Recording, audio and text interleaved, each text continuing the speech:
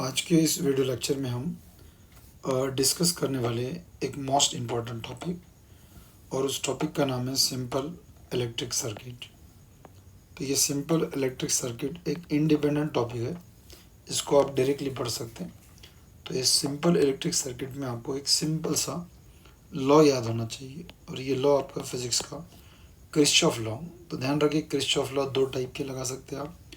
एक L R वाला circuit, यानी L for inductance, R for resistance. एक तो एल और आर रहता और आगे आर सी वाला सर्किट रहता। तो इसके आपको दो इक्वेशन याद होना चाहिए। तो maximum time L R circuit वाले ही क्वेश्चन आते हैं, बट एक क्वेश्चन प्रीवियस ईयर में आर सी सर्किट का आया, तो वो भी हम पढ़ा के दिए। अब ये किरचॉफ लॉ यूज़ कब करना है, ये ध्यान रखें।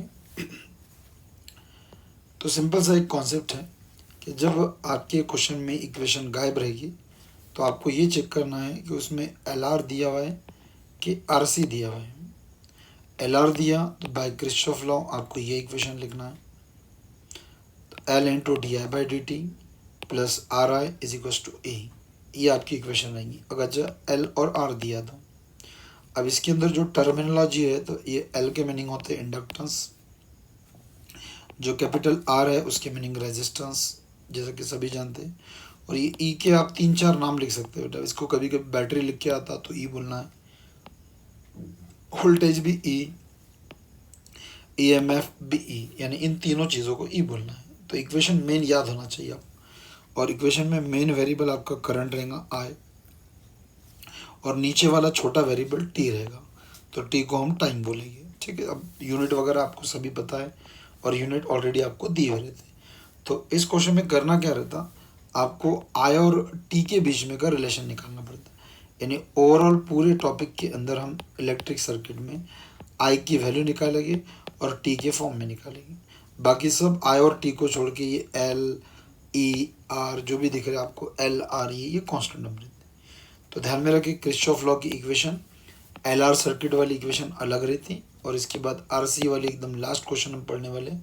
तो ये 3 क्वेश्चन एल आर के आए थे और एक क्वेश्चन आर सी वाला, वो भी हम पढ़ने वाले, ठीक है। तो बढ़ते हैं हम क्वेश्चन नंबर 1 की। और पहला क्वेश्चन आप देख सकते हैं स्क्रीन पे लगा हुआ है। पहले हम क्वेश्चन पढ़ा देते हैं। रेजिस्टेंस, हाँ तो बराबर रेजिस्टेंस मैं पहले बता चुका आपको, ये रेजिस्टेंस दिया हुआ रहता 100 ओम्स, ठीक है। एंड इंडक्टेंस बराबर नाम के साथ इंडक्टेंस भी आपको दिया हुआ रहता 0.5 हेनरी, यूनिट भी दिए रहते, यहाँ ओम दिया है, हेनरी दिया। और आगे थ्योरी पढ़ते रहना। Is connected in a series. अब यहाँ सीरीज आओ कि कुछ भी आओ, इससे कोई मैटर नहीं। मेन वर्ड है बैटरी, तो कभी कभी बैटरी आता, कभी वोल्टेज आता, और कभी ईएमएफ आता। और 20 वोल्ट दिया आपको। और जाते जाते इसने बोला फाइंड करंट। ये तो मैं पहले बता दिया कि थ्रू आउट द टॉपिक आपको करंट की वैल्यू और वो टाइम के फॉर्म में निकलेगी, यानी ओवरऑल आपका क्वेश्चन ये रहेगा। और देख सकते हैं क्वेश्चन का सीजन बेटा जस्ट प्रीवियस ईयर का क्वेश्चन है, विंटर 2024, और वो भी 6 मार्क्स का क्वेश्चन। मोस्ट प्रोबेबली ये रिपीट भी हो सकता, ठीक है, क्योंकि बार टू का कॉन्सेप्ट आपको पता है, एक बार कोई चीज़ आ गई तो रिटर्न बार बार वो आती रहती। अब क्वेश्चन की शुरुआत कैसे करेंगे बेटा, तो आपको पता है पढ़ते जाना है। नंबर 1 सॉल्यूशन डालते हैं हम, और गिवन में जो जो चीज़ें आपको है वो लिखते जाना है। रेजिस्टेंस जैसे कि हम आर बोलते हैं बेटा, और रेजिस्टेंस आपको 100 ओम्स दिया। ये यूनिट वगैरह नहीं भी लगा आपने, चलेगा, कोई प्रॉब्लम नहीं, लगा दिया उससे अच्छा। आर आपको दिया है, पढ़ते जाना है और लिखते जाना है। एंड इंडक्टेंस 0.5 हेनरी दिया बेटा। तो देख सकते हैं आप, इंडक्टेंस मैंने 0.5 लगाया, और सामने यूनिट नहीं भी लिखे तो चलता, कोई मैटर नहीं। और आगे सबसे मेन वर्ड ये दिया है बेटा, गौर से देखिए, is connected with a battery. तो ऐसे 3-4 वर्ड है, बैटरी आता, ईएमएफ आता, वोल्टेज आता, इन सब को आपको ई लेना है, ठीक है। और ई कितना दिया, तो 20 वोल्ट्स दिया, ठीक है। वोल्ट यानी आपका बैटरी का यूनिट हो गया, ईएमएफ का यूनिट हो गया, ठीक है। तो ऐसे आपके पास चीज़ें दी हुई। अब यहाँ तक तो आपने ये गिवन लिख दी। अब आपको क्वेश्चन में ये देखना है कि यहाँ पे कोई एक डिफरेंशियल इक्वेशन दी हुई है कि, ये चेक करना है पहले क्वेश्चन में दी हुई है क्या। तो क्वेश्चन में दी हुई रही तो क्वेश्चन की लेना, और क्वेश्चन में अगर जब गायब रही तो फिर मन से लेना। अब मन से कौन सी लेना, एक एल आर सर्किट वाली रहती और एक आर सी वाली रहती। अब एल आर लेना कि आर सी, तो आप ये क्वेश्चन में गिवन भी समझ सकते हैं। देखो एक एल और आर, यानी एल और आपको आर दिया यानी यहाँ पे आपको एलआर सर्किट वाली किरचॉफ लॉ वाली इक्वेशन लिखना है।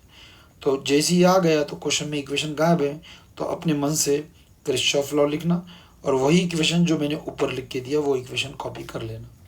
क्या लिख के दिया था, L into D I by D T. अब आप इसको बार बार रिपीट करेंगे तो याद हो जाएगा, plus R I is equal to E, L into D I by D T plus R I is equal to E. अब इसमें कॉन्सेप्ट कैसा है ध्यान में रखे बेटा, इसमें ये जो तीनों वैल्यू है, बहुत सारे बच्चे तीनों वैल्यू इसमें डाल देते, एल की, आर की, ई की। इसमें वैल्यू अभी नहीं डालना, ये वैल्यू कंप्लीटली इस इक्वेशन को सॉल्व करना और बाद में आपको इसमें वैल्यूज डालना बेटा, L into D I by D T plus R I is equal to E. ठीक है, तो इसमें ध्यान रखिए इसमें वैल्यू डालना नहीं है, पहले इस इक्वेशन को कंप्लीटली आपको सॉल्व करना है। अब आप बोलेंगे इसको सॉल्व करके इस इक्वेशन से निकलता क्या, तो मैं पहले ही बता चुका बेटा, अगर जो आपके second chapter, third chapter, second chapter first order first degree अगर चाहे आपने लीनियर डिफरेंशियल इक्वेशन पढ़े होगे तो वहाँ का ये टॉपिक है बेटा। मेन वेरिएबल आई है, छोटा वेरिएबल टी है, और देख सकते हैं मेन वेरिएबल आई है तो आई एक बार है।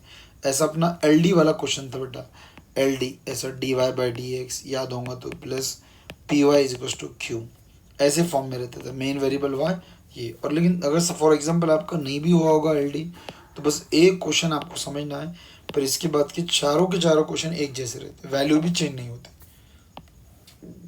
अब चलो मैं सॉल्व करना सिखाता हूँ और फाइनली आपको समझ जाएगा निकालना क्या है। तो क्वेश्चन में देख लो एक बार क्या निकालना है, करंट। तो ऑटोमेटिक इसको सॉल्व करेंगे तो आपको करंट यानी आई का आंसर मिल जाएगा।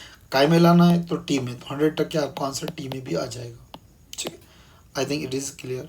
आगे जाते फिर अब सॉल्व कैसा करते इसको। तो बेटा एल डी का कॉन्सेप्ट ये था कि सामने कोई टर्म नहीं होना चाहिए एल डी को सॉल्व करने के लिए, तो ऑब्वियस है एल सामने है, तो ये एक बार नहीं, अब कंटिन्यू चारों क्वेश्चन आज जो हम पढ़ने वाले हैं तो सेम ऐसी ही प्रोसीजर रहती है। हर बार आपको सामने जो संख्या रहती है उसको गायब करना है। ऑब्वियस है मल्टीप्लाई में मल्टीप्लाई का एल गायब करने के लिए डिवाइड करना पड़ेगा, करके मैंने डिवाइड बाय एल कर दिया बेटा। अब सभी को समझता बेटा, जब आपने एल से इसको डिवाइड करे तो ये एल से L get cancel out, D I by D T बचा। इसको एल से डिवाइड करेंगे तो इसके अपॉन में एल आ जाएगा, इसको एल से डिवाइड करें तो ये एल आ जाएगा।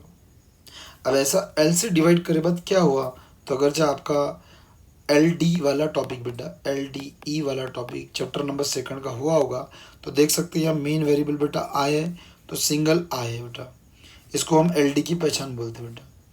जी एल डी की हमारी पहचान रहती है, मेन वेरिएबल आई है तो आई की बार आना, बाकी क्या आ रहा है इससे मैटर नहीं, ये एल डी है। तो जैसे आपने एल डी बोले तो बेटा इसके नीचे पहले हम नाम लिखते थे, मैं नाम लिख देता आपको ताकि आपको याद आ जाए। इसके नीचे नाम लिख देते हम, दिस इज, और बार बार बता रहा अगर चाहे आपका इसके पहले कभी आपने एल डी नहीं भी पढ़े होगे तो टेंशन वाली बात नहीं, क्योंकि आज ये पूरे चारों के चारों क्वेश्चन सेम प्रोसीजर चलते हैं, यानी आपको मिटाना भी नहीं है। हर बार मैं चारों क्वेश्चन में आपको ये पढ़ा होगा दिस इज एल डी, और एल डी को बेटा हम एल डी के स्टैंडर्ड फॉर्म से कंपेयर करते थे। अब आप बोलेंगे स्टैंडर्ड फॉर्म कैसा बनता है, तो गौर से देखिए बेटा स्टैंडर्ड फॉर्म मैंने कैसा बनाया है, मैं कट करके आपको बताता। तो आपको कैसे स्टैंडर्ड फॉर्म बनाना है, यहाँ जो टर्म रहती उसको एज इट इज़ लिख देना है, D I by D T. अब उधर नहीं देखना है, मन से बेटा अपन पी लगाते थे, यहाँ पे मेन वेरिएबल आई है तो ये आई लगाते थे और लास्ट में क्यू आता था। उम्मीद करते हैं समझा, और नहीं समझा तो उससे अच्छा, क्योंकि मैं बार बार बता रहा, 4 बार मैं आपको यही पढ़ाने वाला हूँ। हर बार मैं एल डी लिखूँगा, कंपेयर सेम करूँगा, और कंपेयर करके बेटा हम 2 चीज़ें निकालते थे, किस किस की वैल्यू, तो चेक कर लो, एक पी की वैल्यू और एक क्यू। पी कैसा आता था बेटा, तो D I by D T तो कॉमन है, हाँ अब D I by D common है, तो यहाँ जो आई के साथ में पी दिख रहा, तो यहाँ आई के साथ में जो दिख रहा वो हमारा पी का वैल्यू, इक्वल के इधर क्यू, तो इक्वल के इधर आप क्यू वैल्यू देख सकते हैं। तो हर क्वेश्चन में बेटा ऐसा आपका पी और क्यू निकलता, हर बार पी क्यू निकलेगा।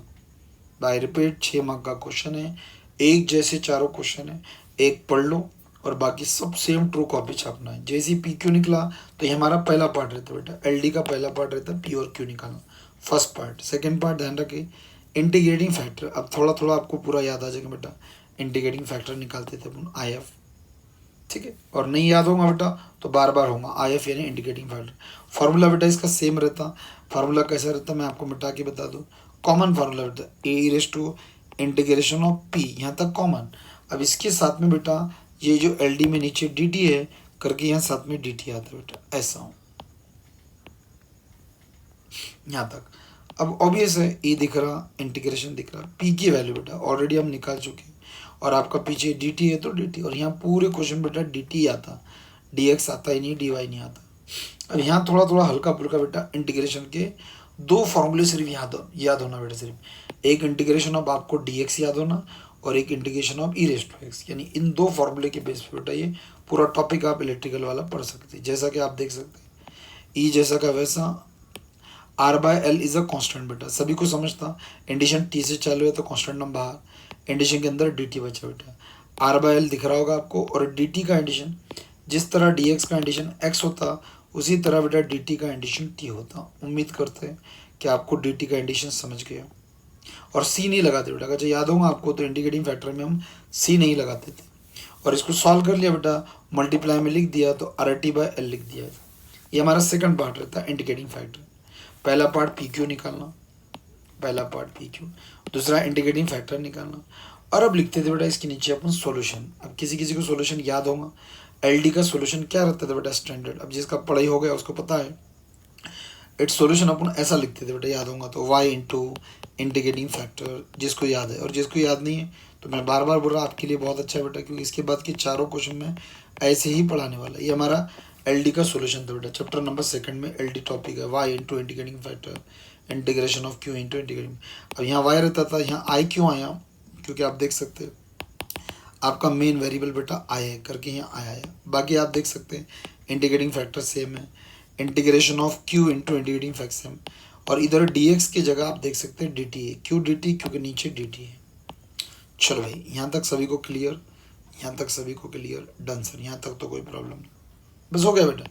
एक बार ये समझ गया प्रोसेस, इसके बाद देख लेना अगला क्वेश्चन बेटा, यानी इवन स्टेप भी चेंज नहीं होंगे बेटा, ऊपर का पूरा सेम छापना है, सिर्फ वैल्यू चेंज करना है करके मैं बार बार बता रहा। इनकेस आपने पढ़े ही नहीं होंगे एलडी तो बस स्टेप याद रखना, पहले पी क्यू निकालते हैं, फिर इंटीग्रेटिंग फैक्टर निकालते हैं, ऐसे स्टेप याद होना, फिर हम सोल्यूशन निकालते हैं। सोल्यूशन ये रट्टा है, y into integrating factor q into integrating factor D T plus C, I का भी याद कर सकते हैं आप, आई क्यों लगाया उसका रीज़न दिए, और बस वैल्यू डालना बेटा जो आपने ऊपर मेहनत करे। आई दिख रहा, जी सर आई दिख रहा, 2 मिनट, आई दिख रहा, बिल्कुल सर आई क्लियर कट दिख रहा, आई दिख रहा। इंटीग्रेटिंग फैक्टर सॉरी आई के बाद ई रेस टू वाली टर्म, वो भी हाँ sorry 2 minute, e raise to वाली term integrating factor e raise to d आया था बेटा, ऊपर लगा दिया। क्यू की वैल्यू ऑलरेडी सब प्री प्लान करे बेटा हमने, क्यू की वैल्यू सब निकाल के रखते हैं हम, क्यू की वैल्यू ए बाय एल, और आई एफ ये इंटीग्रेटिंग फैक्टर आप देख सकते हैं। बाकी बेटा सब एज इट इज़ है, बस मैंने जो वैल्यू ऊपर निकाला वो डाला, और ये एक बार नहीं हर क्वेश्चन में ऐसा ही डालते हैं। उम्मीद करते हैं यहाँ तक क्लियर। अब इसको सॉल्व करना है तो इधर का पार्ट तो बेटा एज इट इज़ रहेगा। अब ये अगेन बेटा कांस्टेंट टर्म, क्योंकि कंडीशन आपका टी से चालू है तो जिसमें टी है वो आंसर देगा, कांस्टेंट टर्म बाहर आ गई, बाकी पूरा एज इट इज़ आपको ऊपर का कॉपी दिख रहा होगा। बढ़िया, चलो हम बताते यार, कंडीशन अगर जब वीक होगा तो वो भी मैं बताते यार। ठीक है, यहाँ तक क्लियर। अब गौर से देखिए बेटा, यहाँ इंडिशन निकाल रहा हूँ, ये वाली टर्म तो आपकी सेम है, ये वाली टर्म भी आपको सेम दिख रही होगी। अब यहाँ बेटा एक इंटीग्रेशन का फार्मूला, ये कॉमन फार्मूला, यानी जितने हम क्वेश्चन पढ़ने वाले बेटा सब में यही फार्मूला लगेगा। कौन सा? Integration of E raise to, T से चालू है तो 2 मिनट के लिए इसको टी पढ़ो। तो अगर आपको फार्मूला याद होगा बेटा, ई रेस टू एक्स का इंटीग्रेशन ये दिख रहा होगा आपको, तो बेटा ई रेस टू एक्स का इंटीग्रेशन 2 मिनट मैं पढ़ के बता रहा, इसको एक्स समझो, तो ई रेस टू एक्स का इंटीग्रेशन बेटा ई रेस टू एक्स ही होता। तो एक्स की जगह देख सकते हैं आप आर टी बाय एल था, तो आर टी बाय एल को लिखते भी बेटा, और आर टी बाय एल का डेरिवेटिव टी से निकालना पड़ेगा बेटा। तो शॉर्टकट में अगर आपको वैसा याद नहीं रखता तो ई रेस टू टी का intuition E raise to T लिख देना, और जो टी के साथ की टर्म है वो नीचे आ जाएंगी। क्यों? क्योंकि इस टर्म का डेरिवेटिव निकाल के नीचे लिखना पड़ता। तो आपको वैसा याद नहीं रहता तो कैसे याद रखना, इंडिशन of E raise to x, और जो एक्स की जगह टर्म थी उसका डेरिवेटिव निकाल के नीचे लिखा मैंने, तो R by L constant term बाहर आ गया, और टी का derivative one, ultimately R by L आ गया। उम्मीद करते हैं समझा, और नहीं समझा तो ये रट्टा भी मार सकते हैं आप। फॉर्मूले सिर्फ 2 ही याद होना, ऊपर डी टी का याद होना और यहाँ पे ई रेस टू एक्स का याद होना। तो addition of E raise to x, और जो टी के साथ टर्म आई थी वो नीचे लिख देना। ठीक है, अब इसका कैलकुलेशन कब तक चलेगा बेटा, तो 100 तक के बेटा ये डिवाइड का जो एल है ना, हर क्वेश्चन में ये कैंसिल होता, कोई ऐसा क्वेश्चन नहीं जिसमें ये कैंसिल नहीं होता, हर बार कैंसिल होगा। अब बचे हुए टर्म मैंने कैसे लिखा देख सकते हैं, अब ये तो सेम है, मैंने ये अपॉन का जो आ रहा है बेटा ये कॉन्स्टेंट टर्म है, तो कॉन्स्टेंट को कॉन्स्टेंट के डिवाइड में डाल दिया, और वेरिएबल वाली टर्म साइड में लग दिया, और प्लस सी आ गया। अब आप बोलेंगे सब हो गया सर, क्या क्या हो गया आपने बताया, मैं बता देता एक बार। पी क्यू निकल गया पहला पार्ट, इंडिकेटिंग फैक्टर निकल लिए दूसरा पार्ट, सॉल्यूशन निकल लिए तीसरा पार्ट। अब आपने तो बताया था सर आंसर आना चाहिए था, तो देख सकते हो बेटा अब आप जो आंसर निकाल रहे उसका आंसर आप निकाल सकते हैं, यानी करंट का आंसर निकाल सकते हैं, एक करंट का आंसर, क्योंकि आपको करंट की वैल्यू निकालना है। बट करंट निकाल सकते हैं, लेकिन ध्यान में रखिए बेटा करंट अभी भी निकाल सकते हैं, लेकिन करंट निकालने से आई निकालने से पहले इसमें सी आ रहा, तो आपको इसमें का सी गायब करना है। तो सी गायब करने के लिए बेटा आपके पास इनिशियल कंडीशन होना चाहिए, आप प्रोसेस याद रखना है आपको। अब सी गायब करना है तो इनिशियल कंडीशन, तो इनिशियल कंडीशन बेटा क्वेश्चन में दी हुई रहती, इनिशियल कंडीशन क्वेश्चन में दी हुई रहती है। अब आप पूरा क्वेश्चन पढ़ो बेटा और देखो इनिशियल कंडीशन दी हुई है क्या, तो क्वेश्चन में दी हुई रही तो अच्छा, जैसे कि इसमें गायब है। तो इनिशियल कंडीशन मन से कैसी लिखना बेटा, तो पहले आप वेरिएबल देख लो, आपके मेन वेरिएबल कौन है, यहाँ दिखता बेटा एक आई है और एक टी है। तो क्या करना, जब इनिशियल कंडीशन क्वेश्चन में दी रही तो अच्छा क्वेश्चन की लिखते, आगे एक क्वेश्चन है उसमें दी हुई है तो उसमें, और जब क्वेश्चन में नहीं दी तो ध्यान में रखे बेटा मन से आपका एक टी वेरिएबल है और एक आई है, तो मेन वेरिएबल आई, छोटा वेरिएबल टी, दोनों की वैल्यू मन से 0 लेना है। हाँ, क्या काई के लिए, सी को गायब करने के लिए, क्योंकि हमको आई निकालना है तो पहले सी को गायब करना पड़ता, करके इसको इक्वेशन नंबर 1 दे दिए। और उसके लिए बेटा आपके लिए उसके लिए हमको इनिशियल कंडीशन लगती है, तो इनिशियल कंडीशन बेटा एक तो दी हुई रहती और नहीं दी हुई रही तो मन से आपको 0 0 लेना है, किसको, तो जो आपकी वेरिएबल है मेन वेरिएबल बेटा, इनिशियल कंडीशंस लिख दिया बेटा मैंने, इनिशियल कंडीशंस, इनिशियल कंडीशन बेटा ले लिया हमने।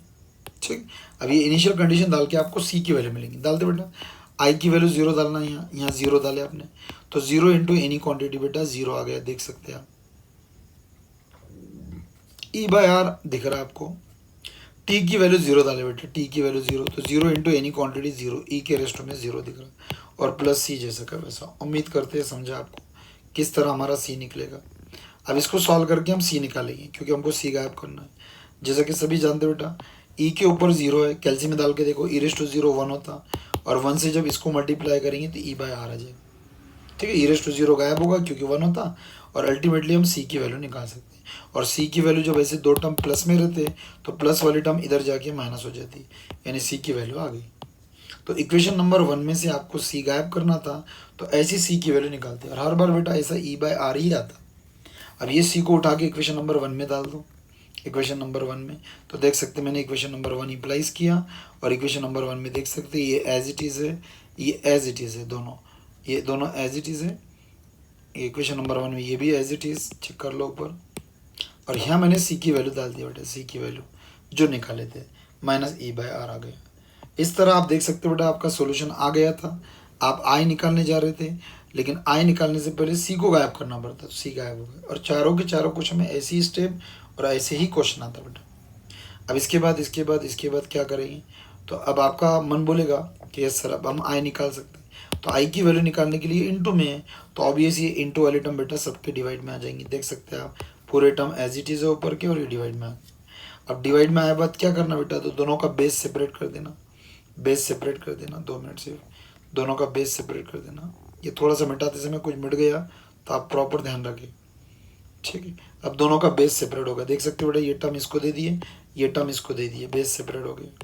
अब आप बोलेंगे बेस सेपरेट करने से क्या होता है, तो बेटा हर बार बेस सेपरेट करने से ऐसा ही होने वाला है, जैसा कि मैं बता रहा बेटा, यहाँ ई रेस्ट वाली टर्म हमेशा एक बार कैंसिल हो जाएंगी, ये रेस्ट वाली टर्म हमेशा कैंसिल होंगे बेटा, e raise to R t by L cancel हो जाएगा, तो बचा कितना, आई बचा ई बाई आर। और ध्यान में रखिए जो नीचे की टर्म है बेटा ये नीचे से हमेशा ऊपर जाएंगी, तो ई बाई आर दिख रहा, और नीचे से ऊपर गई तो पॉजिटिव रेस्ट टू ऊपर जाके निगेटिव रेस्ट टू आ गए। उम्मीद करते हैं आपको लॉ ऑफ इंडाइसिस समझते हैं, और नहीं समझते तो बहुत अच्छा बेटा, क्योंकि हर क्वेश्चन में ऐसा ही करना है आपको। देखो यहाँ से टी मिट गया मेरा, तो ऐसा मिट गया बेटा, तो ध्यान रखें कि मास्टर ने पहले लिखा था टी, बाद में इरेज करते समय मिट गया था, तो नीचे का ई रेस टू पॉजिटिव वाला टर्म ऊपर आके निगेटिव, और फाइनली बेटा आपकी आई की वैल्यू आ गई। और अब जो मन आपका यहाँ बोल रहा था कॉमन निकालना, वो वहाँ ना कॉमन निकालते बेटा, यहाँ कॉमन निकालना, दोनों में से ई बाय आर कॉमन निकाल लिए, देख सकते हैं आप, तो आई की value E by R common निकला यहाँ से, तो 1 बचा, और यहाँ से ई बाय आर कॉमन निकला तो ये बचा, और finally this is the value of I in terms of time t आ गया बेटा। तो इस तरह आपको बेटा चारों के चारों क्वेश्चन में यहाँ तक का पार्ट सेम है, और यहाँ पे आपको अब बेटा वो वैल्यू डालना है जो आपको गिवन में दी थी। ये जो गिवन वैल्यू थी बेटा आर की, एल की और ई की, ठीक है, तो ये सब वैल्यू बेटा इतने देर के बाद पूरा आई का आंसर निकाल लिया मैंने, और अब ये तीनों वैल्यू डाला। देख सकते हो बेटा, गलती से कोई वैल्यू चेंज होगी तो आप चेंज कर लेना, ठीक है। वैसे मैंने पूरा राइट ही सॉल्व किया, आर की, एल की और ई की वैल्यू। अब जो जो आ रहा है इसमें डालना है बेटा। देख सकते हैं आप, ई तो ई 20 है तो 20 डाला, आर 100 है तो 100 डाला, 1 माइनस एज इट इज़ दिख रहा है, 1 minus E raise to as it is है। हाँ सर, माइनस आर की वैल्यू 100 है और एल की वैल्यू 0.5 है, उम्मीद करते। और फाइनली बेटा आंसर आने वाला, इसमें एक वेरिएबल है बेटा, तो पूरा कैलसी में तो नहीं जाएगा। 20 का 20 और 20 पंजे 100, इतना समझना चाहिए बेटा। 20 का 20 और 20 पंजे आप कैलसी में डाल सकते हैं, 1/5 आएगा बेटा। और ये 1/5 समझ गया, 1 माइनस ई रेस टू दिख गया, और टी तो एज इट इज आएगा बेटा। अब बचा हुआ कैलसी में डाल दो आप। कैलसी में क्या डालो, -100 डिवाइडेड बाय 0.5 बेटा। ये कैलसी में डाल के देखो, मेरे ख्याल से 200 आता, 200 आता शायद, हाँ 5 का 5 5 200 आता, -200। और दैट्स इट बेटा, यही आपका आंसर है। ये आया था आपके विंटर 2024, जो आपके सीनियर का first time new education policy का पेपर हुआ था, उसके अंदर ये आने वाला है। तो इस तरह बेटा ये 6 मार्क का क्वेश्चन था, और एक बार एक क्वेश्चन समझ गए तो इसके बाद बेटा पढ़ने की ज़रूरत ही नहीं पड़ती। यही सेम क्वेश्चन अपने को पढ़ना है, ठीक है। अब जिसको स्क्रीनशॉट लेना है तो मैं स्क्रीनशॉट दे देता हूँ, ताकि लिखने में आसानी हो जाए। और प्लीज़ प्लीज़ ये एक बार लिख लिख के देख लेना बेटा, एक बार। हाँ, और अगला क्वेश्चन देखो बेटा कितना सिमिलर रहता है, और पेपर का मन से कोई क्वेश्चन नहीं बेटा, सब PYQ पढ़ाने वाला मैं आपको। ये होगा पहला स्क्रीनशॉट। अब इसके बाद बेटा नियर नाम 3 क्वेश्चन तो सेम सेम ही पढ़ना है, लास्ट का क्वेश्चन एक डिफरेंट है, उतना पढ़ाना है और काम खत्म। ये एक टॉपिक है बेटा, ये पढ़ो, इसके 5 मार्क 100 तक के मिलते हैं। 3 पेपर आप देखो, 2022, 23 और 24 का कंटिन्यू इलेक्ट्रिकल वाला क्वेश्चन आ रहा है बेटा। तो इस पॉसिबिलिटी भी हम बोल सकते बेटा ये साल भी आ सकता, ठीक। हाँ लेंदी है लेकिन सेम है, सेम। अब आप बोलेंगे इतना बड़ा ना सर, बहुत सेम है, और सिर्फ प्रोसीजर याद होना और 2 फॉर्मूले याद होना बेटा। प्रोसीजर के साथ सिर्फ 2 फॉर्मूले याद होना, प्रोसीजर के साथ सिर्फ 2 फॉर्मूले याद होना। ये पिंक कलर में आपको दिख रहे होंगे बेटा साइड में, इधर ये वाले फॉर्मूले 2। और फाइनली बेटा ये हो गया क्वेश्चन आपका, ले लो स्क्रीनशॉट, डन और काम खत्म, ठीक है। चलो हम सेकंड क्वेश्चन की ओर बढ़ते हैं।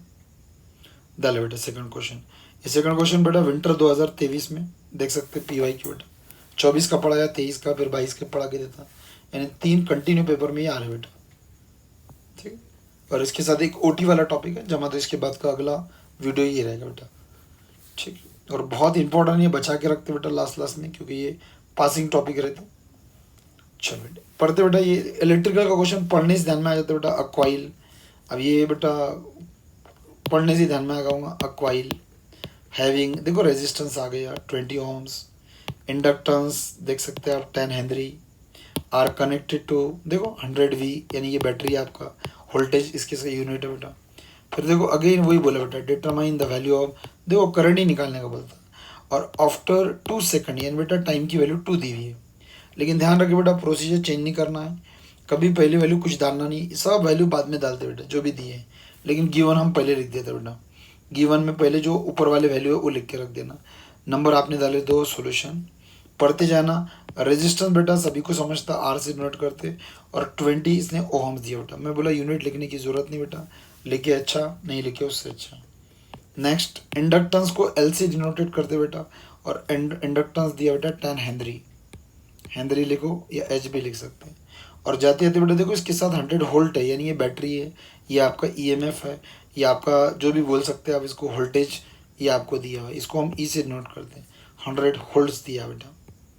उम्मीद करते हैं समझ गया सबको होगा। ये 3 वैल्यू आ गए, और बाकी यहाँ वैल्यू नहीं लिखना बेटा, बस ये 3 वैल्यू दी है तो लिखना, बाकी कुछ भी नहीं लिखना है। ना यहाँ इनिशियल कंडीशन लिखना, ना यहाँ पे टाइम की वैल्यू, टाइम की वैल्यू लास्ट में यूज़ होती है बेटा, ठीक है। जैसे ये आ गए तो फिर क्या करना, क्वेश्चन में इक्वेशन देखना, इक्वेशन दी हुई है क्या। जब मैं चौथा क्वेश्चन पढ़ाऊंगा ना उसमें इक्वेशन दी हुई है बेटा, यहाँ इक्वेशन गायब है, तो जब इक्वेशन गायब रही तब इक्वेशन 2 रहते बेटा मन से लिखने के, किरचॉफ लॉ।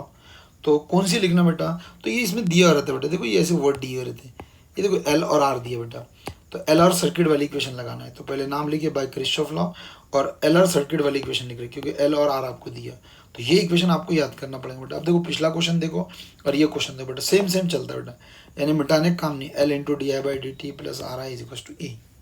अब मैंने आपको क्या बताया बेटा, ये तीनों की तीनों वैल्यू इसमें नहीं डालना बेटा।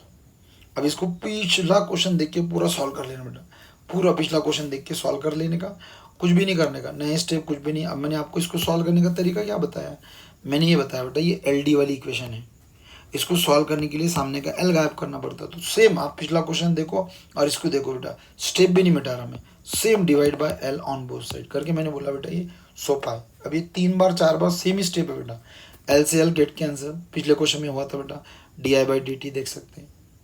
फिर हमने एल से इसको डिवाइड कर रहे थे तो देखो ये सेम ए ई से, यानी देखो टाइप ये पिछला क्वेश्चन यानी पूरा सेम चल रहा है, यानी बताने की जरूरत भी नहीं आपको। जैसे एल गायब हुआ तो इसके नीचे मैंने नाम लिखा था, मैं यहाँ भी नाम लिख के दे रहा बेटा आपको, यहाँ भी मैं नाम लिख के दे रहा, this is L D, standard form आ गया बेटा। एल डी क्यों बोलते हैं, अगर जो आपको समझना है तो मैं वो बता दूँ आपको, एल डी का स्टैंडर्ड फॉर्म क्यों आ गया। तो एल डी का स्टैंडर्ड फॉर्म इसलिए आ गया, मेन वेरिएबल आई है और पूरे क्वेश्चन में एक सिंगल आई है और उसके साथ में है बेटा, ऐसा एल डी का फॉर्म रहता है बेटा। जैसे ही एल डी आ गया तो सेम बेटा देखो compare with D I by D T, यहाँ पे अब उधर नहीं देखना बेटा, ये मन से पी लगाते, यहाँ आए है तो करके मैंने आई लगाया और इधर मन से क्यू लगाते बेटा, और कंपेयर करके हमेशा एक पी निकलता और एक क्यू निकलता बेटा, पी की और क्यू की वैल्यू। पी कहाँ से निकलता, तो ये जो आई है आई के साथ में पी, तो आई को छोड़ के देख सकते हैं आप आर बाय इक्वल की इधर क्यू, पिछला क्वेश्चन देख सकते हैं आप सेम सेम चल रहा, कुछ भी चेंज नहीं है बेटा, वैल्यू भी चेंज नहीं है। जैसा आपको 4 बार कंटिन्यू ऐसे करना है, पी और क्यू आ गया, सबसे पहले कंपेयर करके पी क्यू निकालना, ये पहली स्टेप होगी आपकी। दूसरी स्टेप में बेटा इंटीग्रेटिंग फैक्टर देखो मिटाया भी नहीं मैंने, सेम फार्मूला बेटा ई raise to integration of P, और यहाँ डी टी क्यों आया बेटा, क्योंकि नीचे डी टी है और हमेशा डी टी ही रहता, इवन आप इंटीग्रेटिंग फैक्टर का फार्मूला रट्टा भी मार सकते हैं, ठीक है। ई रेस टू पी की वैल्यू जो भी है बेटा आर बाय एल देख सकते हैं पी की वैल्यू, और डी टी जैसा का वैसा। अगेन अब रिविजन मार बेटा कुछ भी नहीं है, R by L is a constant number, addition के अंदर डी टी बचा, और सेम बेटा ई बाय ई जैसा का वैसा आर बाय एल, फार्मूला हुई बेटा डी टी का एडिशन, चारों के चारों क्वेश्चन बेटा डी टी का एडिशन ही आता टी, और चारों के चारों क्वेश्चन में सेम आंसर आता बेटा ई raise to R t by L आ गया, हो गया बेटा पहला पार्ट पी क्यू निकालना, पहला पार्ट। दूसरा पार्ट इंटीग्रेटिंग फैक्टर निकालना, हो गया। थर्ड पार्ट सॉल्यूशन बेटा, अब सॉल्यूशन याद होना चाहिए, एट सॉल्यूशन। अब यहाँ का सॉल्यूशन तो आप रट्टा मार सकते हैं, I into integrating factor Q into integrating factor D t, लेकिन ये आई क्यों आया इसका रीज़न मैंने ये दिया, यहाँ आई है ऊपर करके आया, नीचे डी टी है करके डी टी आता, ठीक है, ये बता दिया बेटा मैंने। बाकी I into integrating factor common, Q into integrating factor, change क्या होता यहाँ का डी टी और यहाँ का आई, तो किस्मत तुम्हारी अच्छी है, चेंज भी नहीं होने वाला है। चलो वैल्यू डालो, आई दिख रहा, इंटीग्रेटिंग फैक्टर ऊपर ही निकाले सर हमने, क्यू का वैल्यू जाके देख सकते हैं आप, क्यू का वैल्यू कुछ चेंज नहीं होगा बेटा क्यू के वैल्यू में, इंटीग्रेटिंग फैक्टर ये तो ऊपर ही दिख रहा, डी टी और प्लस सी, चेक कर लो सेम, यानी पिछला क्वेश्चन ही पढ़ रहा मैं, आपको नया कुछ भी नहीं कर रहा। E by L is a constant, check कर लो, मैंने बताया रट्टा मार सकते हैं आप कांस्टेंट नंबर, एडिशन के अंदर जो बचा सो लिख के रख दिया, ठीक, सेम सेम बता रहा, ये सेम दिख रहा, ये भी सेम दिख रहा, और देख सकते हो बेटा पिछले क्वेश्चन बताया था मैंने integration of E raise to X, बोलो ई रेस टू एक्स का कंडीशन बेटा ई रेस टू एक्स आता, एक्स की जगह जो था वो लिखा, और यहाँ टी के साथ में बेटा आर बाय एल को नीचे लिख दो, हालांकि इसका डेरिवेटिव निकाल के नीचे लिखते बेटा इंटीग्रेशन में, तो इतना नहीं याद रहता तो जो टी के साथ रहता वो नीचे भेज देता, गलती से यहाँ सिर्फ टी रहता था, नीचे कुछ नहीं आता था, टी के साथ आर बाय एल है करके आर बाय, और हमेशा की तरह बेटा कभी ऐसा होता ही नहीं, इसके डिवाइड की जो टर्म रहती वो कैंसिल ही होती बेटा, ये जो डिवाइड में टर्म रहती नहीं हमेशा कैंसिल होती, और कैंसिल करते समय आर को कांस्टेंट नंबर को इधर ले लिया करो हर बार की तरह सेम, और देख सकते ई बाय आर मैंने सामने लिख लिया, और बाकी सब term as it is, okay. क्या हुआ बच्चे पूरे भूल गए बेटा, क्वेश्चन खत्म हो गया अपना, पी क्यू निकालना पहला पार्ट, इंटीग्रेटिंग फैक्टर निकालना दूसरा पार्ट, और सॉल्यूशन निकालना तीसरा पार्ट। अगर जब आपने चैप्टर नंबर 2 पढ़े होंगे तो बेटा यहाँ अपना क्वेश्चन खत्म हो जाता था, बट बेटा ये तो सॉल्व करे आपने, लेकिन अपना जो मेन टारगेट था आई निकालना, करंट निकालना, वो तो निकला ही नहीं। लेकिन ध्यान रखे बेटा आपको करंट निकालना है, करंट से पहले सी को गायब करना पड़ता है, ये मैंने बताया था आपको, करंट निकालना है तो सी को गायब करो। अब सी गायब करना है तो आपको इनिशियल कंडीशन होना करके इसको नंबर 1 देते, और हमेशा बेटा इनिशियल कंडीशन लिख देते बेटा, मैं इनिशियल कंडीशन लगा दूँ यहाँ, एक जैसे क्वेश्चन ना, पिछला क्वेश्चन ही सॉल्व कर रहा मैं, सिर्फ इसमें वैल्यू चेंज है। हाँ ये इनिशियल कंडीशन बोलते बेटा इसको, अच्छा वर्ड है, सी गायब करने के लिए इनिशियल कंडीशन दिए हुए होना, इनिशियल कंडीशन बेटा एक तो क्वेश्चन में दिए रहते, मैं तो पूरा क्वेश्चन देखा ही मत करो, डायरेक्ट मन से भी लिख सकते हैं क्योंकि क्वेश्चन में दिए हुए रहते बेटा, ये दोनों दिए हुए रहते I0 T0। लेकिन मैं जाके बता रहा आपको, क्वेश्चन में पहले चेक करना कहीं भी इनिशियल कंडीशन नहीं है बेटा, फिर ये चेक करना कि आपका मेन वेरिएबल कौन था और छोटा वेरिएबल कौन था। तो मेन वेरिएबल बेटा LD का I है और T है, तो दोनों की वैल्यू जीरो लेना, इसको इनिशियल कंडीशन बोलते हैं। इनिशियल कंडीशन पर टाइम भी जीरो था और करंट भी जीरो था। और हर बार की तरह बेटा जब भी I की वैल्यू यहाँ जीरो डालेंगे तो ये जीरो इंटू एनी क्वांटिटी हमेशा की तरह जीरो ही बनेगा बेटा। ये दोनों वैल्यू उठा के अपन इसमें डाल रहे इक्वेशन नंबर 1 में, और हमेशा ई बार हमेशा एज इट इज आएगा बेटा। और यहाँ जीरो डालेंगे तो zero into any quantity zero, क्योंकि आप यहाँ टी की वैल्यू जीरो डालने वाले हैं, तो zero into any quantity zero, बाकी C same. E raise to zero हमेशा 1 हो जाएगा बेटा, उसको लिखते नहीं। तो बचा कितना, ई बाय आर प्लस सी की वैल्यू निकालने के लिए इसको ट्रांसफर कर लो, प्लस ई बाय आर इधर आके माइनस ई बाय आर, हमेशा के साथ। पिछला क्वेश्चन में देख लो माइनस ई बाय आर ही आया था। फिर बच्चे भूल जाते बेटा आपने सी निकाले क्यों, इक्वेशन नंबर 1 में हमको सी की वैल्यू डालना है, तो डाल दो बेटा इक्वेशन नंबर 1 इम्प्लाइज, लगा बेटा इक्वेशन नंबर 1 और आगे लगाया इम्प्लाइज। इक्वेशन नंबर 1 पे नज़र रखो आप, इक्वेशन नंबर 1 पे नज़र रखो, इक्वेशन नंबर 1 पे नज़र रखो, यहाँ है। इसके अंदर आपको पूरा एज इट इज लिखना है, सिर्फ सी की वैल्यू आपको ये डालना है। तो देख सकते सामने का पार्ट आई मिट गया, तो ये आई लगा दिया मैंने, आई ए रेस टू टी, देख सकते हैं अभी आई ए रेस टू टी इक्वल, हाँ सर दिख रहा, ऊपर का ई रेस टू दिख रहा, और देख सकते हो बेटा मैंने सी की वैल्यू ई बाय आर डाल दिया। तो ये पिछला क्वेश्चन देख लो आप बेटा, ऐसे 3 क्वेश्चन तो बेटा ये सेम सेम ही पढ़ना है हमको, एक क्वेश्चन में सिर्फ वैरायटी हो गया। क्या हुआ तो बच्चे और भूल जाते बेटा, हमारा टारगेट था आई की वैल्यू निकालना, लेकिन आई के अंदर सी आ गया था तो सी को हमने गायब कर दिए, और देख सकते हैं इसमें सी गायब होगा, तो अब हम आई निकाल सकते बेटा।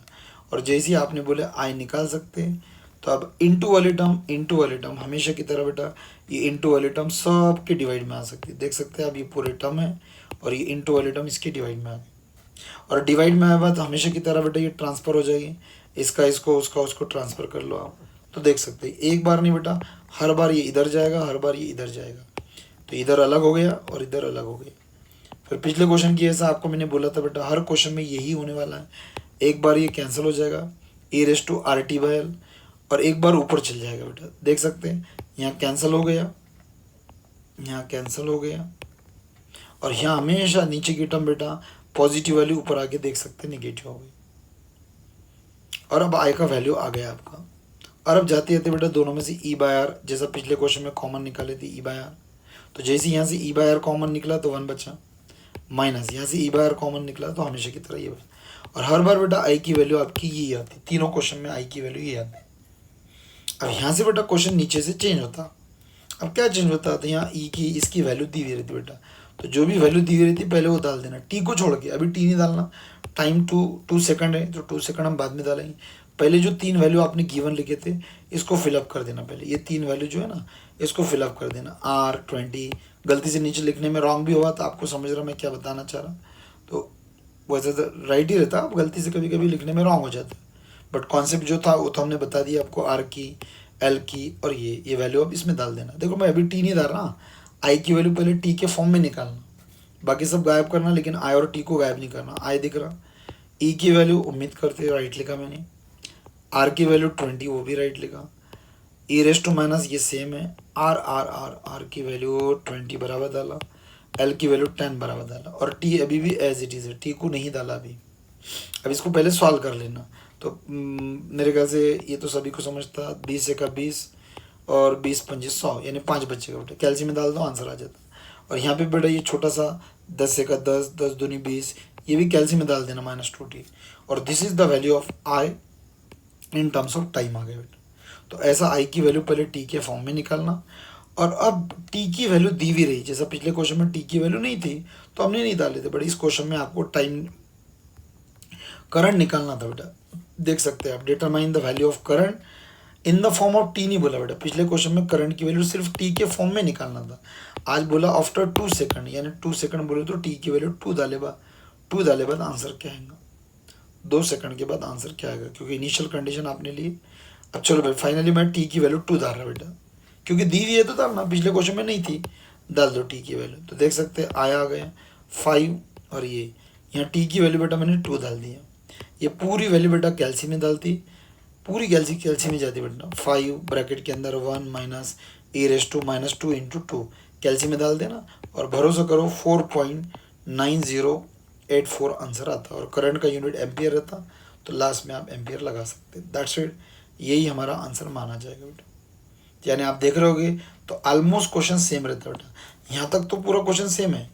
वैल्यू चेंज रही तो इतना पार्ट चेंज होता है और कभी कभी टी दिया तो डालना है, ठीक है। यानी यहाँ तक तो पूरा सेम क्वेश्चन करना है बेटा, ठीक है। थोड़ी सी प्रैक्टिस कर लिए तो काम जम जाता है। चलो पहले इसका स्क्रीनशॉट दे दो। ये 2 PYQ पढ़ा दिया बेटा मैंने पेपर में आके, 24 का 23 का, बस अभी दो छोटे छोटे क्वेश्चन है और ये हो जाता है इलेक्ट्रिकल वाला, क्योंकि अगला जो टॉपिक रहेगा इसके बाद OT रहेगा, वो भी ईजी है। ये पासिंग यूनिट रहते बेटा, ये लास्ट में ही पढ़ाए जाते, बहुत अच्छे टॉपिक रहते। फुकड़ के 5 मार्क तो कहीं नहीं गए दोनों में से, और दोनों साथ में आगे ऊपर नीचे तो 10 मार्क भी मिल जाते, ठीक है। चलो फटाफट कॉपी इसकी स्क्रीनशॉट दे रहा आपको, लेना है तो या तो लिखना हो तो लिख भी सकते हैं आप। पहला हो गया, ये दूसरा ले लो, ये तीसरा ले लो, चौथा ले लो, ये 5वां ले लो। लेंदी क्वेश्चन है बट इजी रहते हैं। चलो भाई एक अच्छा क्वेश्चन, अब देखो ये तो इतना खतरनाक थ्योरी क्वेश्चन है, ये 2 बार पेपर में आया था बेटा। इसका मैं सीजन भी लिखता, जब तक थोड़ा सा आप क्वेश्चन लिख लो, मैं सीजन देख के बता दूँ आपको कौन से पेपर में आया था। हाँ कुछ भी नहीं, सेम क्वेश्चन है और बढ़िया क्वेश्चन है, मैं सीजन लिख के देता इसकी, ताकि आपको आइडिया रहे, इंपॉर्टेंस पता रहे, इंपॉर्टेंस पता रहे इसका। एक बार आया था बेटा ये समर 2019 में एक बार, और उसके बाद आया था बेटा ये अभी करंट पेपर में आया एक समर 2023 में आया था बेटा। और मेरे को तो ऐसा लग रहा है ये साल ये क्वेश्चन आने वाला है, ठीक है। 6 मार्क के लिए आता, हार्ड नहीं है, लेंथी नहीं है, बताता मैं अच्छे से।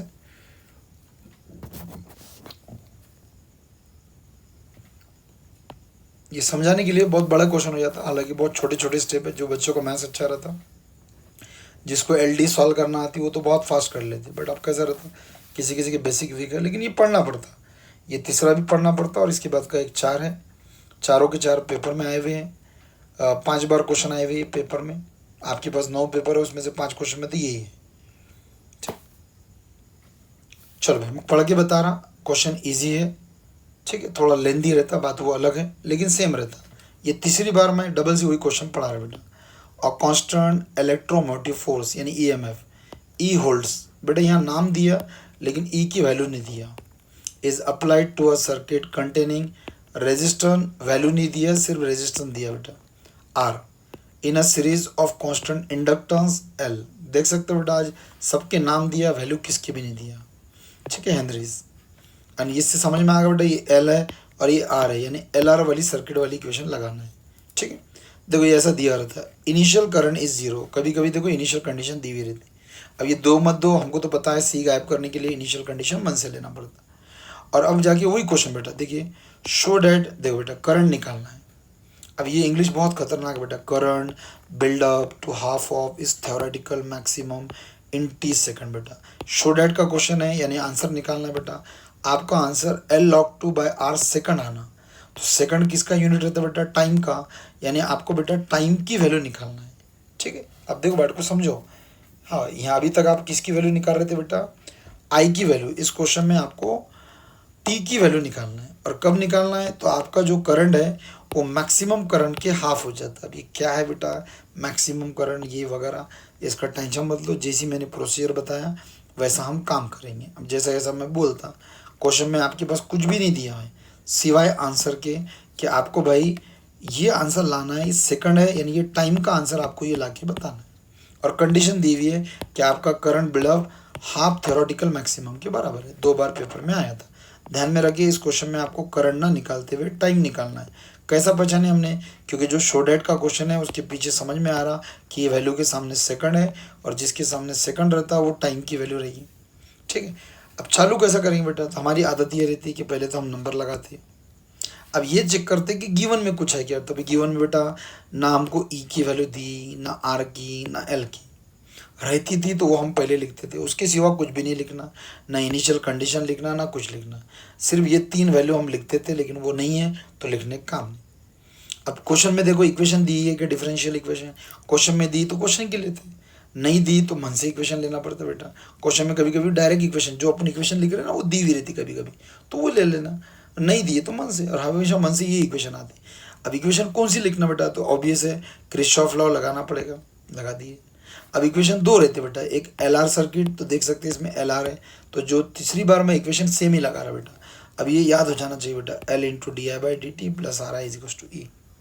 ठीक है, यहाँ तक आ गया। अब मैं ये तीसरी बार बेटा आपको सेम सॉल्व करके बता रहा, सेम। अब वहाँ तो 3 वैल्यू दिए थे तो हमने नहीं डाले थे, तो मैंने आपको क्या बताया बेटा, इक्वेशन लिखे बाद इसमें कुछ भी नहीं डालना है, सीधा सीधा बेटा इसको LD बना के सॉल्व करना है। LD बनाने के लिए बेटा मेन वेरिएबल आया है तो आए, सामने कोई संख्या नहीं होना, करके चलो लिख के भेजो बेटा। कैसे डिवाइड करेंगे, जी सर डिवाइडेड बाय L। ये मैं तीसरी बार डिवाइड कर रहा है L से। अभी चौथे क्वेश्चन में मैं ऐसे डिवाइड करूँगा बेटा। अब सेम पूरा पिछला क्वेश्चन कैसा करना है बेटा, करो L से L डिवाइड कैंसिल, ये L से L कैंसिल हो जाता, D I by D T बचता, ये तो क्लियर होगा सर। इसको L से डिवाइड कर रहे तो ये भी समझ गया, और इसको L से डिवाइड कर रहे तो ये भी समझ गया। जैसे L से डिवाइड कर रहे तो ये आपका स्टैंडर्ड फॉर्म बन गया। तो इसके नीचे नाम लिखते बेटा, जो कि मैं नाम लिखना भूल गया था, तो मैं बार बार आपको इसको नीचे खिसका के इसके नीचे नाम लिख के दे रहा, हर बार आपको नाम लिखते बेटा। This is LD, chapter number second का एक टॉपिक है लीनियर डिफरेंशियल इक्वेशन बेटा। हाँ, कंपेयर विथ, ये मैं तीसरी बार कंपेयर कर रहा हूँ, यहाँ का D I by D T लिखा। अब उधर नहीं देखना बेटा, मन से P, यहाँ आए है तो करके आए, और इधर Q आता। कंपेयर करके बेटा दो चीज़ें निकालना है। एक P जो कि I के साथ रहता है, तो P की वैल्यू देख सकते हैं हर बार की तरह, इक्वल की इधर Q हर बार की जैसा देख सकते हैं आप, निकल गया PQ। अब बताओ बेटा, तुम बोलते मैं क्वेश्चन ही नहीं पढ़ता है। P और Q के बाद हम इंटीग्रेटिंग फैक्टर निकालते। अब मेरे ख्याल से फॉर्मूला याद होगा, e raise to integration of P into D T. P की value R by L D T, same बेटा कॉन्स्टेंट टर्म हमेशा की तरह बाहर, एडिशन ऑफ डी टी, ठीक चेक कर लो, सेम R बाई L बाहर, डी टी का एडिशन T। और फाइनली बेटा जैसा आंसर आना, तीनों के चारों क्वेश्चन में आंसर बेटा सेम ही है, इंटीग्रेटिंग फैक्टर का आंसर सेम। क्या क्या हो गया, पहला पार्ट PQ निकालना हो गया, दूसरा part integrating it's solution, third part रहता है बेटा सॉल्यूशन। अब याद होना चाहिए था बेटा, I into integrating factor, Q into integrating factor D T plus C. I क्यों आया, क्योंकि मेन वेरिएबल आए, T क्यों आया, डी टी क्यों आया, क्यों नीचे डी टी है, बाकी सब सेम। चलो वैल्यू डालो फटाफट, जो आपने निकाले, आपने इंटीग्रेटिंग फैक्टर की वैल्यू निकाले, 2 जगह इंटीग्रेटिंग फैक्टर डालना है, देख सकते हैं आप इंटीग्रेटिंग फैक्टर 2 जगह इंटीग्रेट में, एक जगह Q, और Q की वैल्यू भी आई थिंक चारों क्वेश्चन में सेम है बेटा, E बाई L। यहाँ तक तो आ गया आप क्लियर, यहाँ तक तो कोई प्रॉब्लम नहीं। अब वही बेटा कांस्टेंट टर्म बाहर देख सकते हैं, इसमें से E by L is a constant, her bar constant term बाहर आई, तो बचा क्या, e रेस टू वाला फॉर्मूला। अब तो मेरे ख्याल से ये याद भी हो गया आपको, e रेस टू एक्स का कंडीशन, हाँ sir e raise to X होता, बाकी ऑलमोस्ट सर सेम है सब चीज़ें। e रेस टू एक्स का integration e raise to X, X की जगह जो टर्म आती है वो लिखते भी, और उसका डेरिवेटिव नीचे। अगर जब नहीं समझता बेटा तो एज इट इज़ लिखना, इंटीग्रेशन गायब करे बाद टी के साथ की टर्म नीचे लिख देना, हालांकि उसका डेरिवेटिव है। अब जिसके बेसिक अच्छे है उसको इजीली समझता। ये भविष्यवाणी थी कि LCL क्या होगा, कैंसिल होगा, और कैंसिल करे बाद कांस्टेंट टर्म को कांस्टेंट टर्म की तरफ ले लेना, देख सकते E बाई R, बाकी सब सेम है बेटा।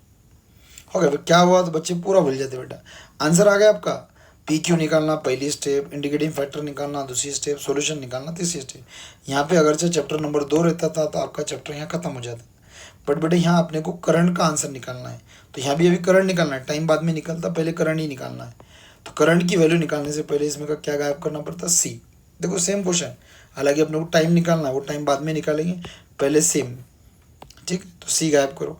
अब कितनी बार बता चुका बेटा, मैं तीसरी बार बता रहा आपको कि C गायब करना है, C गायब करना है, C गायब करना है आपको। तो इनिशियल कंडीशन होना, एक तो क्वेश्चन में इनिशियल कंडीशन दी हुई रहती, हाँ पढ़ना या तो नहीं दी हुई रही तो मन से लिखना, यहाँ इनिशियल कंडीशन दी हुई, देखो करंट 0, हाँ, लेकिन अब टाइम गायब है, तो उससे अच्छा क्या करना बेटा, वहाँ दिया हुआ रहो कि मत दिया रहो, उसके ऊपर देखना ही नहीं।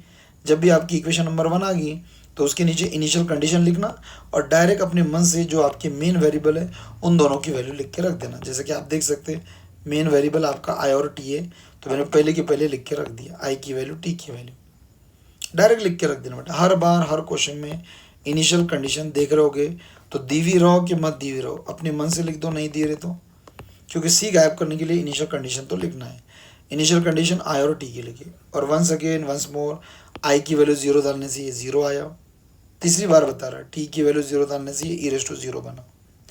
e⁻0 हमेशा की तरह 1 होता बेटा, 1 को हम लिखते नहीं, तो देख सकते हैं तीसरी बार e/r आया बेटा।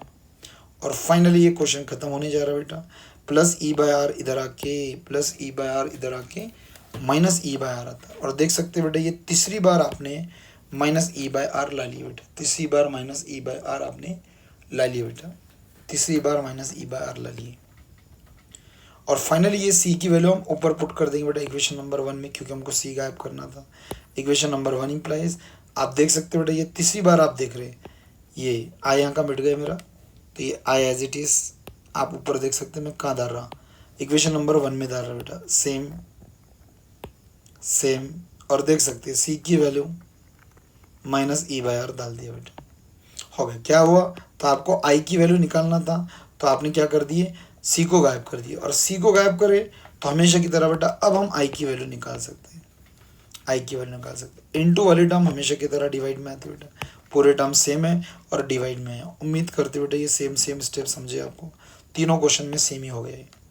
दोनों का डिवाइड सेपरेट कर दो, चेक कर लो दोनों का डिवाइड सेपरेट, इसका इसको दे दो, इसका इसको दे दो, ये तीसरी बार कर रहा मैं ये। और फाइनली बेटा जैसा हमारा कैंसिल होता, ये तीसरी बार में e⁻RT/L कैंसिल कर चुका बेटा। और फाइनली हमेशा की तरह ये नीचे की टर्म नीचे से ऊपर गई तो e⁻- बन गई, चेक कर लो। और हमेशा की तरह बेटा e/r कॉमन निकला और आपकी फाइनल बेटा i की वैल्यू आ चुकी बेटा, ठीक है। तो देख सकते हैं आप कंटिन्यू नॉन स्टॉप 3 क्वेश्चन बेटा, यहाँ तक के पार्ट सेम है। अब इसके नीचे चेंज होता बेटा, अब इसके नीचे क्या चेंज करना ये रहता बेटा क्वेश्चन पे डिपेंड। अब आपके पास गिवन में क्या है, तो गिवन में तो कुछ है ही नहीं बेटा डालने के लिए, पर क्वेश्चन क्या था बेटा मैं अब समझाता बेटा आपको, क्वेश्चन क्या था मैं अब समझाता, गौर से देखना बेटा।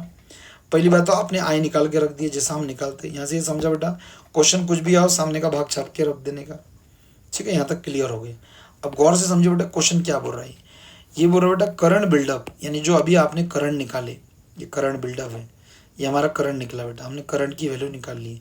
This is the value of current in terms of time t आ गया बेटा, ये करंट बिल्डअप आ गया। ये करंट बिल्डअप बोलते half of current buildup to half its theoretical maximum के बराबर है। तो बेटा करंट तो निकाल लिए, तो ये थ्योरेटिकल मैक्सिमम यानी मैक्सिमम करंट के आधा है बोलते बेटा। तब मैक्सिमम करंट कैसा निकालते हैं, तो एकदम सिंपल तरीका है बेटा, जब करंट से आपको मैक्सिमम करंट निकालना है तो देख सकते बेटा मैंने स्टेप लिख के रखा है, एकदम सिंपल कॉन्सेप्ट बेटा।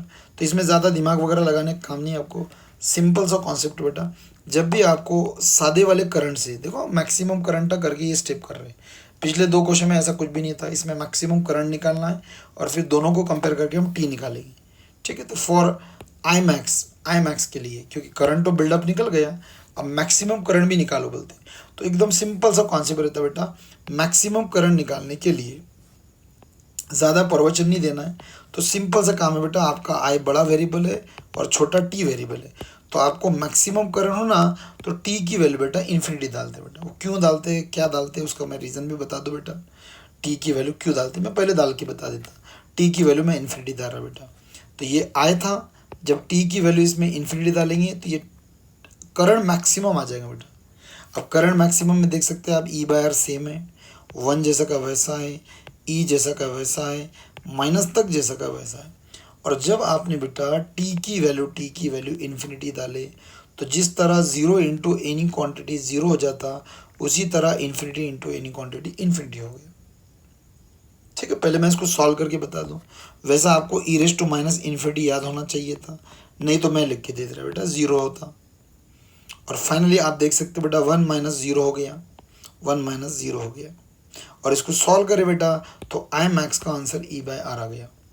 अब आपके माइंड में क्वेश्चन ये चल रहा होगा बेटा मैक्सिमम करंट निकालने के लिए भाई इन्फिनिटी क्यों डालते हैं, क्योंकि बेटा अगर आपके बेसिक अच्छे होंगे तो देखो मैं समझाने की कोशिश कर रहा हूँ, लेकिन आपको समझना नहीं है, सिंपल सा कॉन्सेप्ट है। जब भी आपको मैक्सिमम करंट निकालना है तो इन्फिनिटी डाल दो, मैक्सिमम करंट आ जाता, आगा मैक्सिमम करंट e/r। अब क्यों डाले बेटा, मैं उसका थोड़ा सा रीज़न दे दूँ।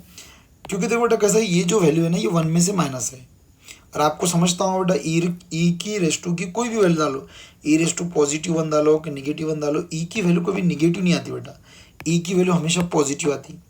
और जब 1 में से कोई भी पॉजिटिव वैल्यू माइनस करेंगे आप, कोई भी पॉजिटिव वैल्यू तो कल डाल के देखना आप, तो मैक्सिमम आंसर बेटा इसका 1 आएगा। तो मैक्सिमम आंसर 1 का, क्योंकि 1 में से आप कोई भी चीज़ को माइनस कर रहे हो बेटा, तो ऑब्वियस है वो आंसर 1 से छोटा ही आएगा। 1 से जब यहाँ कोई भी वैल्यू आएगी तो 1 से तो छोटी आएगी ना, 1 में से माइनस हो रही तो अपन मैक्सिमम आंसर 1 को क्या बना सकते हैं, तो बेटा यहाँ 0 बना लिए तो मैक्सिमम आंसर इसका आया था। अब ये 0 कब बनेगा, तो इन्फिनिटी डाले बाद, तो ये इसका रीज़न है। और अगर आपको रीज़न फिजन ध्यान में नहीं रखना है तो रीज़न ध्यान में रखना है, सीधा सीधा जब भी मैक्सिमम या थ्योरेटिकल मैक्सिमम निकालना है आपको, तो सीधा सीधा बेटा आई की वैल्यू इन्फिनिटी डाल देना, टी की वैल्यू इन्फिनिटी डाल देना, ऑटोमेटिक आपको मैक्सिमम करंट मिल जाएगा। तो ठीक है, तो मैंने समझाने की कोशिश की बेटा, टी की वैल्यू इन्फिनिटी डाला, उसको सॉल्व करा। अब आपके पास दोनों भी आ गए बेटा, करंट भी आ गया और मैक्सिमम करंट भी आ गया, देख सकते हैं आप, करंट भी आ गया, ये करंट है आपका और ये मैक्सिमम करंट है। अब इसने क्या बोला, आप जाके ऊपर पढ़ते और करंट भी निकाल लिए, पहले मैक्सिमम करंट भी निकाल लिए। अब उसने क्या बोला वो लिखते बेटा, उसने बोला show that the current buildup, ये करंट बिल्डअप यानी आई हाफ थ्योरेटिकल मैक्सिमम के इतने सेकंड में होता है बेटा। तो आपको कंडीशन दी हुई बेटा, तो मैंने वो पूरी ऊपर की जो कंडीशन बेटा उसको कॉपी करके नीचे ला लिया, देख सकते बेटा मैंने पूरा यहाँ लिखा बट, और पूरा जैसा थ्योरी उधर है ना बेटा, the current build up to half its theoretical maximum, पूरी ऊपर की थ्योरी लिख दिया बेटा। और उस थ्योरी से मैंने एक कॉन्सेप्ट बनाया बेटा, क्या बनाया, क्या दिया हुआ है शॉर्टकट में, इसने क्या बोला मैं आपको बता दूँ बेटा। क्या आपका करंट यानी आई, करंट बिल्डअप यानी आई, हाफ देख सकते मैंने हाफ लिखा, किसके हाफ, थ्योरेटिकल मैक्सिमम के। तो आई बोलते हाफ आई मैक्स के बराबर होता, तो ये दोनों आपको I is equal to 1/2 I max के बराबर है। तो आपकी टी की वैल्यू इन दोनों को सॉल्व करके ऐसी आना चाहिए, ये हमारा क्वेश्चन था बेटा। ठीक है, तो ओवरऑल थोड़ा डेंजर क्वेश्चन था, लेकिन मैं कोशिश कर रहा समझा दूँ आपको। ठीक है, और फाइनली बेटा बस हो गए, सबसे मेन स्टेप हो गए। अब आपको कुछ भी नहीं करना है, वैल्यू डालना है और काम करना है। ठीक है, तो आपको इन शॉर्ट बेटा करंट बिल्डअप दिया हुआ है हाफ ऑफ इस मैक्सिमम के, ये इक्वेशन मैंने बना लिया और इसमें दोनों डाल रहा बेटा, पहले आई की वैल्यू जो अभी मैंने ऊपर निकाल के रखा, आई की वैल्यू देख सकते बेटा, आई की वैल्यू मैंने इधर डाल दिया 1/2, हाँ सर दिख रहा, आई मैक्स इधर डाल दिया बेटा। ठीक है, अब इसको सॉल्व करो और टी की वैल्यू निकाल के बताओ जो आपको शो डेट करना है। तो बेसिक सा कॉन्सेप्ट है बेटा, ये भी ई बाय आर है, ये भी ई बाय आर है, इनटू वाला ई बाय आर डिवाइड में आएगा, ऑब्वियस कैंसिल हो जाएगा, तो बचाव मैंने लिख दिया बेटा यहाँ तक। देख सकते हैं आप ऊपर से क्या बचा, ये बचा और इधर से ये बचा। बेटा हमको टी निकालना है तो इसके अंदर टी है, तो ये 1 को उधर ट्रांसफर कर लेते, तो देख सकते हैं आप +1 इधर आके -1 हो गया, बाकी टर्म सेम है आपके, देख सकते हैं। लो बेटा कैल्सी लो, 1/2 -1 कैल्सी में डाल दो, तो 1/2 -1 मेरे ख्याल से -1/2 होता। ठीक है, बेसिक ही बता रहे, 1/2 में से ये गया, माइनस से माइनस गेट कैंसिल आउट बेटा, तो जैसे ही माइनस से माइनस गेट कैंसिल आउट हो जाएगा बेटा, ये माइनस से माइनस गेट कैंसिल आउट हो जाएगा। ठीक है, तो इधर क्या बचा बेटा, वो लिख के बता रहे ई रेस टू, और इधर 1/2 बचा। अब आपको बेटा टी की वैल्यू निकालना है, तो आपका जो टी है वो ई के रेस्ट में बेटा, तो जब भी कोई रेस्ट वाली टर्म को ऊपर से नीचे लाना है, तो कभी ज़िंदगी में आपने सीखे होंगे बेटा, तो taking log on both side लेते हैं, तो इधर लॉग लगा बेटा क्योंकि हमको टी को नीचे लाना है, तो इधर लॉग तो इधर भी लॉग लगाए। अब लॉग लगे बाद लॉग के रूल जनरेट होते बेटा, अब लॉग के रूल याद होना, लॉग के अंदर टर्म रही, टर्म के ऊपर पावर रही, तो पावर कहाँ आती, सामने आती, तो देख सकते बेटा आपका -RT और लॉग ई सामने आ गया, चेक कर लो बेटा, -RT और ये सामने आ गया बेटा, ये आ गई, ये ऊपर की टर्म बेटा सामने आ गई और लॉग ही बच गया। और काश आपके बेसिक अच्छे रहते थे बेटा, तो एक लॉग का रूल रहता, लॉग अगर चाहे a/b रहा तो इसको हम -log b/a लिख सकते हो बेटा, ये लॉग का रूल रहता। अब आप बोलेंगे भाऊ ऐसा क्यों कर रहे बेटा, तो थोड़ा आंसर पे ध्यान होना बेटा, आंसर पे ध्यान रहा ना तो सब समझता। अपने को आंसर में log 2 बनाना है बेटा, तो अपना log तो बन गया लेकिन 1/2 बना, 2 नहीं बना बेटा। तो गौर से देखिए बेटा मैं log का रूल कैसा लगा रहा इधर, तो log जैसा का वैसा, और अंदर की टर्म को बेटा मैंने पलटी मार दिया रूल के हिसाब से। तो a/b को जब b/a लिखते बेटा तो सामने माइनस बढ़ जाता। क्या भाई समझ रहा, और कुछ नहीं समझा बेटा तो आप कमेंट बॉक्स में लिख के भेज सकते हैं। वैसे तो कुछ ऐसा पढ़ा रही नहीं कि नहीं समझना चाहिए। तो सामने माइनस बढ़ गया और देखिए 2/1 आ गया, उम्मीद करते ये। और क्यों रूल लगाए उसका रीज़न दिया, क्योंकि क्वेश्चन में log 2 बनाना था प्रूडेट के अंदर। और फाइनली बेटा ये भी समझता होगा आपको, log e की वैल्यू 1 होती तो 1 को लिखते नहीं, देख सकते बेटा, हाँ 1 को लिखते नहीं। और यहाँ चलते चलते बेटा मैंने चलते चलते ये माइनस को रहने दो और ये भी माइनस को रहने दो। एक बार माइनस अपन इधर कैंसिल कर देते, भाग रहे होते, ये माइनस को इधर ही रहने देते, माइनस को यहाँ कैंसिल कर देते। एक बार रिपीट करता हूँ, ऊपर की टर्म नीचे आई, समझा, log e बचा। इसको पलटी क्यों मारे, क्योंकि बेटा हमको log 2 बनाना था, तो log 2 बन गया तो सामने माइनस बढ़ जाती, पलटी इसलिए मारे करे, पलटी इसलिए मारे बेटा। और फाइनली आप देख सकते हो बेटा, फाइनली देख सकते हैं, मैं एक काम करता बेटा, वहीं कैंसिल कर देता, माइनस को यहीं चिपका देता। देख सकते हैं माइनस से माइनस भी कैंसिल होगी, माइनस से माइनस कैंसिल, और टी बाई लॉग दिख रहा, log e 1 होता उसको लिखते नहीं, और 2/1 log 2 होगा। अब आपको वैल्यू टी की निकालना था बेटा, अब हम टी इजीली निकाल सकते हैं। टी कहाँ है बेटा, तो मैं बता दूँ ये टी है, तो एल को उधर भेज दो पहले, तो देख सकते हो बेटा एल log 2 आ गया आर टी की वैल्यू। और टी की वैल्यू निकालना बेटा, तो ये इंटू वाला डिवाइड में आर आ जाएगा। और देख सकते हो बेटा जैसा आंसर बोला था वैसा मैंने आंसर ला लिया बेटा, फाइनली आंसर आ गया। अब चेक कर सकते हैं, दैट्स इट बेटा, यहाँ ख़त्म हो गया ये क्वेश्चन। फाइनली ये बहुत डेंजर क्वेश्चन था, ये ख़त्म हो गया बेटा।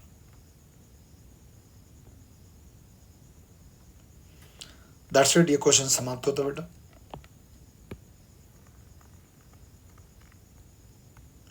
चलो बेटा, जिसको स्क्रीनशॉट लेना ले लो, थोड़ी प्रैक्टिस तो करना पड़ेगा आपको कि भाई करंट कैसा निकालते। करंट के क्वेश्चन आसान थे, लेकिन टाइम के क्वेश्चन में ध्यान में रख बेटा मैक्सिमम करंट का यूज़ होता, और मैंने जितना हुआ कोशिश किया एक हार्ड वाले क्वेश्चन को भी सिंपल करने की कोशिश किया मैंने। अब आपका काम है मेहनत करना। बहुत बढ़िया 3 क्वेश्चन है, एक जैसे 3 क्वेश्चन थे, अच्छे से पढ़ा के दे दिए। प्लीज़ स्क्रीनशॉट ले सकते हैं आप इसका। हाँ, और थोड़ी सी प्रैक्टिस करना पड़ेगा। 90% क्वेश्चन सेम है, पीछे के 2-3 स्टेप आपको अच्छे से चेक करना पड़ता है, क्योंकि आप देख रहे होंगे तो पी क्यू निकालना सेम है, इंटीग्रेटिंग फैक्टर निकालना सेम है, सॉल्यूशन निकालना सेम है, इनिशियल कंडीशन अप्लाई करके सी का सेम है, आय तक सेम रहता है बेटा यहाँ तक।